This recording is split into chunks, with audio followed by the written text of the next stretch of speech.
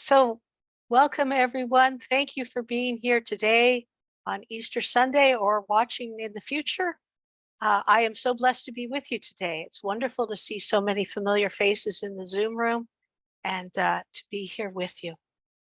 So, I've been debating whether or not I needed to put a trigger alert on this talk. And out of an abundance of caution, I'm going to, because my inner child is kind of freaking out. Because the talk that I'm about to give isn't the talk that I would have heard as a child. It isn't the talk that would have been part of my church of origin. I love and bless my church of origin. It had some things that I didn't like, but my love of Bible comes out of that. My ability to pray aloud comes out of that. And a number of other skill sets that I've brought to Unity came out of my church of origin.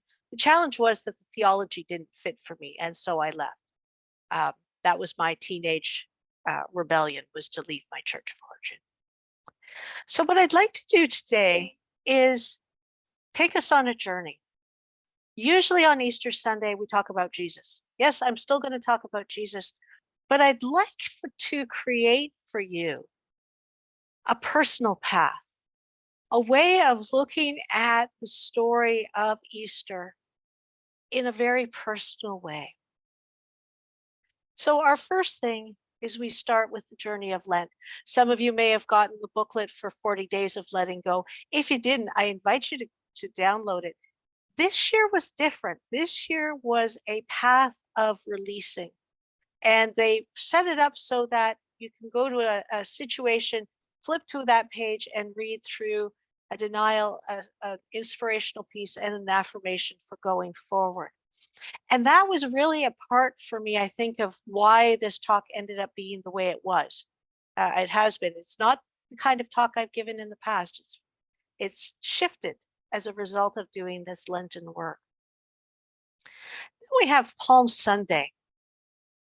And I love this affirmation. God is leading me in wisdom, love, and good judgment into all things which are for my highest good.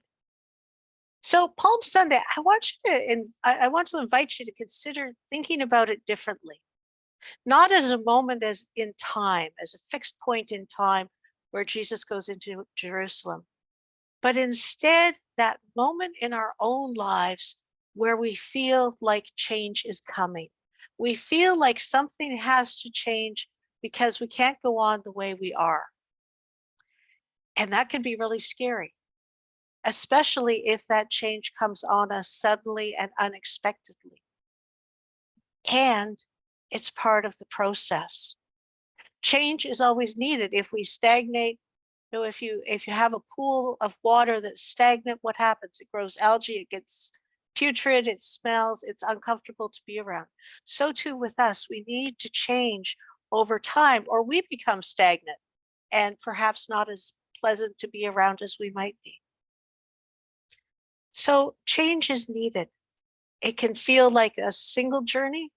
It can feel like part of something really, really big.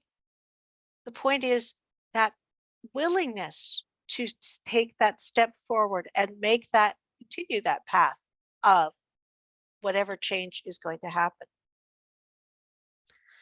We have Holy Week. Now, there's a lot I could say about Holy Week. In fact, some year I'm going to do a service on Wednesday just about what happens during Holy Week, according to the scriptures. But what is important is that we're passing through a transforming process that will be followed by a resurrection of all that is worth saving. It's really hard to let go of things. It's really hard to let go of beliefs, societal norms, behaviors, when you feel like that's who you are and what's going to be left if I let go of all these things. I've said it many times this season of Lent. What if you kept every piece of clothing you had since you emerged from your mother's womb? How much space would that take up? So too with us, we need to let go of things so that we can grow into that next size, so that we can grow into something that suits us better, so that we can grow into something that reflects who we truly are at the core of our being. Then we move into the Last Supper and the time at the Garden of Gethsemane. I am comforted by the light and love of Christ. So this is an outward release. I got thinking about it. When I left my job a number of years ago, I was ready to go. I would have left on the day, but my contract said I had to give 2 weeks notice. So I gave 2 weeks notice, and I could feel that job lessening as I worked through, as I wrote notes for my successor about what you needed to know, what you needed to not know, what you needed to avoid. And so I was ready to go. I was so ready to get out of that space. And they threw me a party the last day, and I cried all the way to my car. Not because I didn't want to release, because I did. I wanted out. I wanted to move on to something better for myself. That particular place of employment was very toxic and was actually having effects on my health. And there was a part of me that was really sad at letting go about the good bits, about the friendships I had made, about the memories I had that were positive, the skills I had gained, the learning I had gained. And yet I needed to let that go. I needed to move forward because it was not healthy for me to be there. And that's part of our challenge as humans, is that when we think about releasing, we often think about, oh, it's going to hurt. But I have so much love invested. The love will continue. The love will move with you. And the pain will be there, but it will move on. Good Friday. I am willing to forgive. Someone suggested in a meme a while ago that if you can't use the word forgive, if you're not there yet, try the word release. I am willing to release. So we have what feels like a betrayal. We have what feels like everything that we stood for, everything that we have been is about to be crucified. And I'm sure many of you, if not all of you, I know I have felt crucifixion. And that moves, it's uncomfortable. And my experience has been, if I don't go through the process of crucifixion, if I am not willing to sit down and spend some time working through my emotions, working through my shadow self, doing that work, it just kind of hangs around and becomes a metaphysical dust bunny. And then when I least expect it, it pops out and startles me, and the pain comes along with compounded interest on that pain because I haven't dealt with it effectively at the time. Holy Saturday. This is when we have our time to be quiet. Many denominations will hold a vigil in quietness on Saturday, waiting for the birth on Easter Sunday, the rebirth on Easter Sunday. I like to think of Holy Saturday as my chrysalis period. I don't know what it's going to look like. I'm not 100% sure how butterflies emerge. I know it has to do with the caterpillar becoming mushy and then reforming itself. So too, are we like that? And I invite you, if you haven't read it, Robert Brummett's book, Finding Yourself in Transition, has been a mainstay for me during times when it feels like I'm walking through the Holy Week and Good Friday and Holy Saturday. And this is the period he calls the void, that period between an ending and a new beginning that can feel really uncomfortable. But it's such an important step. It's not only an important step spiritually, it is an important step for our mental health, for our emotional health, for our psychological health. Our human side needs to do this work. Our human side doesn't want to do this work. So it's kind of like, you know, when I was a kid and I got told that I needed to eat certain vegetables because they were good for my body and I really didn't like them, kind of the same thing. But this is the point in Holy Saturday where we find the resurrection. Because we know not only has Jesus resurrected by Sunday, he's gone. He's not in the tomb anymore. He's disappeared. And so we have this opportunity to be with our own resurrected self for a little while. And Holy Saturday does not have to be 24 hours. It can be as long as you need to go through this process. The resurrection takes place in us every time we realize the perpetual indwelling life that is connecting us to God from our co-founder. And this was a really hard one for me to grasp when I first came into Unity, because I had been taught that it was one person on one day in history, and that was it.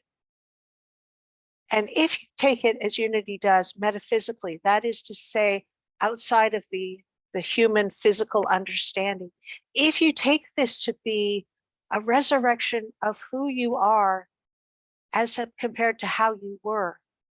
One of the things I noticed for myself was in my job, I used a lot of language that sounded like warlike. How's the battle going? That was one of my favorite uses in daily experience with my colleagues. That has come out of my languaging because I have resurrected into something new. So we have that preparatory work. We have that time to be at peace, figure out who we are now, who we are going forward. What is it that we are called to be and do? And that brings us to Easter Sunday and the risen. So just a little tangent here. For those of you who are Bible geeks, as I am, all four Gospels agree on the following. Events take place on the first day of the week. And this is amazing that the Gospels agree on that, because there's other things that they don't agree on the timeline. Everyone is of the mindset that Jesus is dead. And this is so important because, looking backwards, looking now, we'd say, well, because we know how the story ends with an ascension and other things in the book of Acts, because we have that hindsight, we're like, well, why are you looking for the dead? But everyone had the mindset. They had seen the crucifixion with their own eyes. They had seen his lifeless body. And so that makes this miracle all that more important. The women come prepared to anoint the body for burial. They had taken the body down because it was the Sabbath and they couldn't do the rites at that time. They had to come back later. They also agree that Peter and John come to the tomb after Mary tells her what's happened. So risen, what does this mean for us, taking these Bible parts in play? The tomb is empty. The burial cloths are set aside. And some scriptures say that it's like it would be folded, that they were folded neatly as you would when you're finished a meal. So the burial cloths are no longer needed. The resurrection has happened. We haven't seen the risen Jesus yet, but we know that something has happened because the body isn't there. Metaphysically, the women represent our emotional and intuitive natures. That part of us that knows that it knows that it knows. And it doesn't matter if you're a man or identify as a man. The idea is that that feminine side of you is the part that knows that it knows, and it cannot be shaken. Peter metaphysically represents faith. John metaphysically represents love. These two together are what form the basis of the ministry going forward. We're told in the book of Acts that Peter and John did physical healings of people, because you need the faith and you need the love to have things happen spiritually. You need other things as well, but those two are a firm rock on which you can build.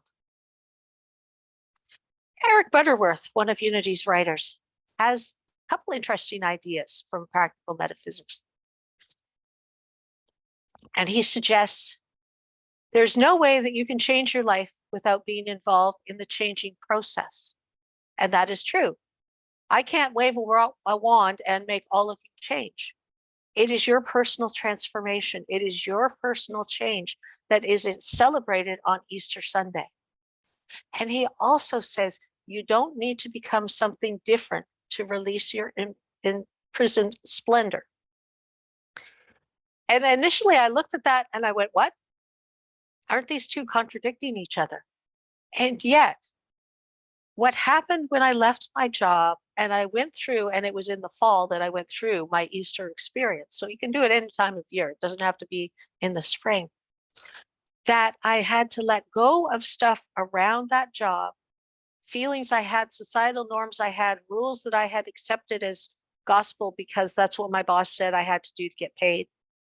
And in that release, there was more room for who I truly am to come out, because I wasn't being limited by the rules of my job. I wasn't being limited by statutes and codes of ethics and other things that put me into a box that really I didn't fit in. In retrospect, in hindsight, I could see a lot of red flags that I should have quit that job a lot sooner than I did, and perhaps shouldn't have taken it in the first place.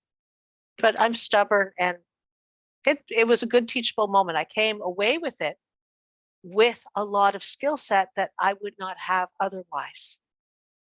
So I'm still the same person, but I know that when my friends from work, the few that I've kept a handful. They're near and dear to me. They were there for me through the hard times. They're like, wow, you're just totally different. To their eyes, I am, but I know within myself, I am still myself.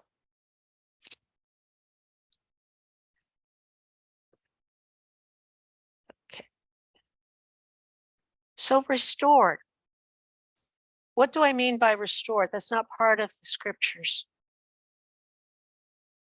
Jesus pops in and out of the stories after we have Easter Sunday. He pops through not only in the Gospels, but in the book of Acts and in non-canonical works as well.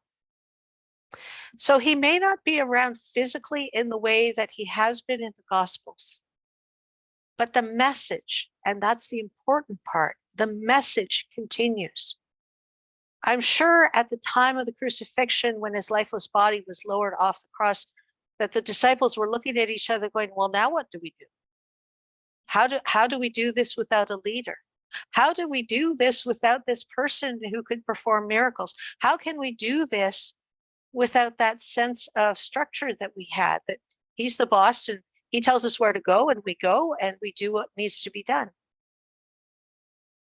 And this is the point at which what gets restored is not so much Jesus the man, but the message of Jesus. And I think that's the important part for me, is that what was restored for me after I left my job was the aspects of me that I had hidden, that I had thought not worthy, that I had thought not capable of being that. So after this, the message is restored. It's strong enough to be given around the world. It's strong enough to move through the community and not just be limited to the 12, because of course they did elect another one to become the 12th after Judas disappeared. But the followers as well, those hangers on, they had the message. They knew what to do with it. They had the guidance of where to take that next best step. And finally, I invite you to consider that we all have a Lenten journey, a Palm Sunday, a Holy Week, a Good Friday, Holy Saturday, and Easter Sunday. And that new discoveries await when I listen to the divine and move out of my comfort zone. This is my invitation to you to take this week and these days and consider how they have shown up in your life already, and how going forward you might use them to become the best you can be. And now, as I prepare us for meditation, I'm going to do a little wiggle because my body needs a little wiggle. And I invite you to get comfortable in whatever way is best for you, whether it's to close your eyes, have your eyes open, have a lowered gaze, whatever works. It's not so much about our physical stance, but where we are in our hearts. And I invite you to go into your heart, go into that space where you are a divine being having a human experience. Go into that space where you can feel the oneness of this universe, of this planet, of this community. And breathing into that space. On this Easter Sunday, we accept that we have released old habits and ways of thinking, and we joyously accept our good. That for each of us, there is a path. We can make our choices, which way to go, what to share with the world, and what to keep hidden in our hearts. Whether we are open to the possibility there is something greater for us to do in this life, or simply to be the keeper of the flame for others, to hold in sacred space the prayers and desires of those who have asked. To breathe into this moment, to be willing to say, yes, I am willing to walk this path. Jesus has demonstrated this path for me, and I am willing to follow. Not out of shame, blame, or guilt, but out of a desire to be greater me. To expand who and what I have come here to be.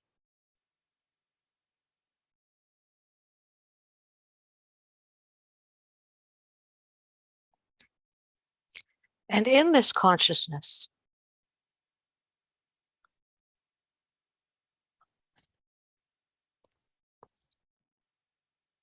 I recognize the risen Christ in family, friends, and my spiritual community. I recognize that I am not the only one on this path, that this is not a fixed moment in time, but this is something I can experience anytime, any day, for any length of time, whatever it takes to complete, to be restored. And I acknowledge that all on this planet have the potential for this same experience. And even though in times of chaos, it may not seem like the Christ is within, I can choose to see that. I can choose to see that in people for whom it is difficult for me to see. I can choose to be the light for others. I can choose to be the light even though no one else knows it, knowing that my consciousness is such an important part of the greater consciousness of this planet at this time. And breathing in, we give thanks for Easter. We give thanks for the demonstration that we can overcome, that we need not be kept back by our beliefs, by our thoughts, by societal norms, by thinking that we have taken on, that we know better now, and so we can do better. And for this time to come together, to share these words, to share this experience, we are so grateful. And so it is, and so it shall be. Amen.